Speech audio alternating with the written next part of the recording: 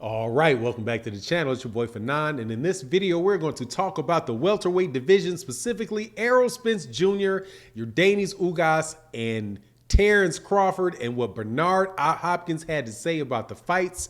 Let's do that in this video.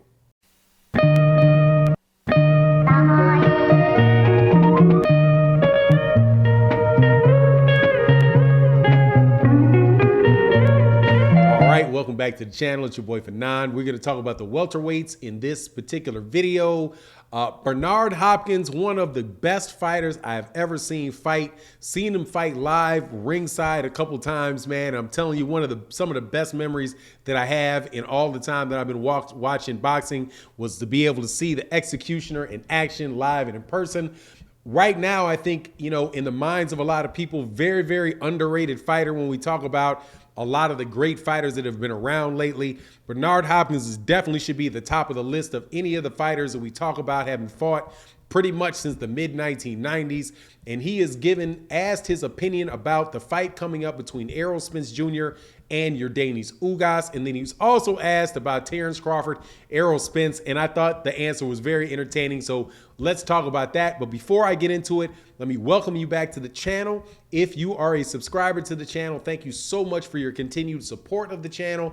And also, if you're not a subscriber to the channel, please feel free to accept my invitation to subscribe. Hit the bell icon and all notifications so that you'll know when we release more videos. And also, if you wager on sports, please check the description below. We have a partnership with BUSR, and you can go to busr.ag/Fanon, and in that and we offer promotions if you use a promotional code Fanon.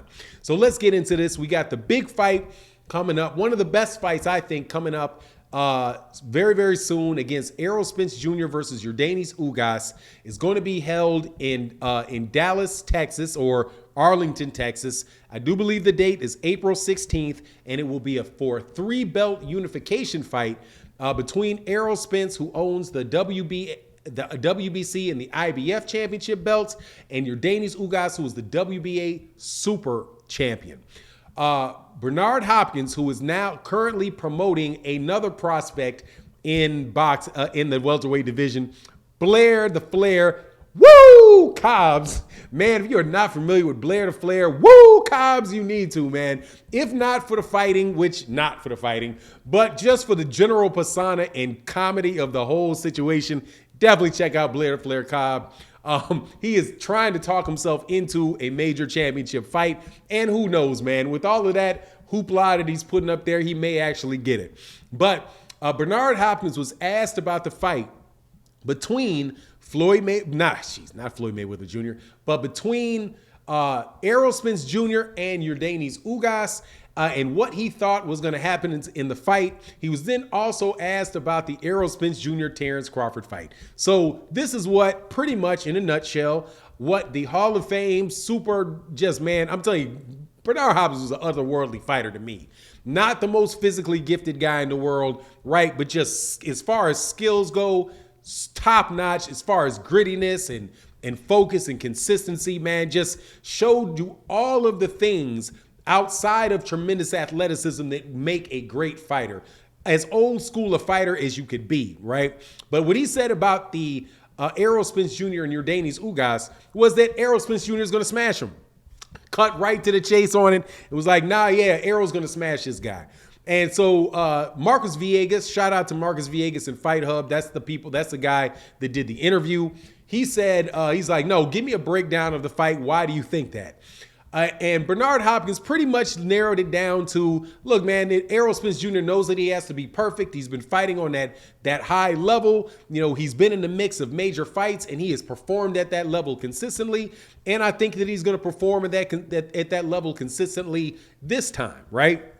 Now, as far as like a technical breakdown and why he thinks this guy is going to beat that guy, he didn't get into all of that. He just said, knowing who Yordenis Ugas is and seeing Yordenis Ugas fight, seeing Errol Spence Jr. fight, knowing that Errol Spence Jr. has consistently been on that level and consistently performed and showed, that he comes to fight no matter how big the fight is. that he's going to be ready, 100% prepared to beat Yordenis Ugas. Now, my take on the matter is that I believe that it is going to be a tough fight for Errol Spence Jr., and I think it's going to be a decision win for Errol Spence Jr. But I am somebody that is I like Yordenis Ugas as a fighter, and some of the things that Yordenis Ugas does in the ring are similar to some of the things that Errol Spence Jr. does in the ring, going to the body, coming forward at the guy, and just being a really strong, long fighter, right? So some of those strengths that Yordenis Ugas has relative to a guy like Manny Pacquiao, who was his last big win, or Sean Porter, who many people think won that fight, is not there with Errol Spence Jr., but I still have just a lot of respect for Yordenis Ugas and the fact that I think that he's also coming to fight. But at the end of the day, Errol Spence Jr. should pull out that fight. Now, Marcus Villegas then pushed the conversation on to what did Bernard Hopkins think about Errol Spence Jr. with Terence Crawford, and I love the dude's answer. He looked at like, oh, that's different. That was funny to me, man. He was like, oh, yo, that's a different conversation altogether about what's going to happen between Errol Spence and Terence Crawford. He said, no, seriously, quickly. This is Marcus Villegas. He said, quickly, give me, your opinion of what's going to happen. He said, look, man, you're going to have to give me more time than just to catch me off the cuff and ask me who's going to win that fight. I got to sit down there and analyze that one. I got to really study that one, because that fight is a very, very evenly matched fight. So right now, you're not going to put me on the spot and tell me and get me to answer that question. Those are two different high-level fighters fighting each other, which brings me back to the Yordenis Ugas, where obviously Bernard Hopkins just doesn't think that Yordenis Ugas is that upper level fighter. And there's a chance that he may be right about that, because there has been other fights in which Yordenis Ugas has not looked all that great. And I will tell you, like, for example, if he gets into a fight with Errol Spence Jr. like he did with Omar Figueroa, I think Errol Spence Jr. is going to hurt Yordenis Ugas fighting him if he sits down in front of him, and Yordenis Ugas' response to Errol Spence Jr. is the same that he had with Omar Figueroa standing in front of him and trying to throw him.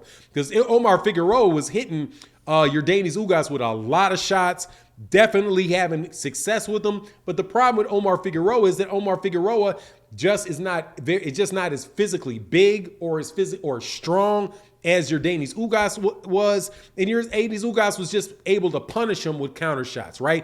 And the shots that were coming back from Omar Figueroa really weren't having the effect that Omar Figueroa would have wanted. But being in the pocket with him and throwing shots with him, he did do a considerable amount of work with Yordenis Ugas.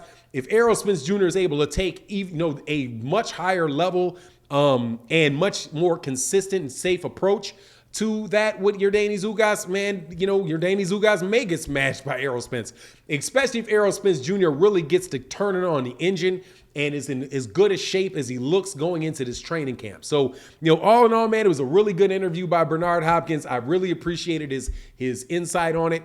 You let me know what you think in the comment section. And with that, I'm out. Peace.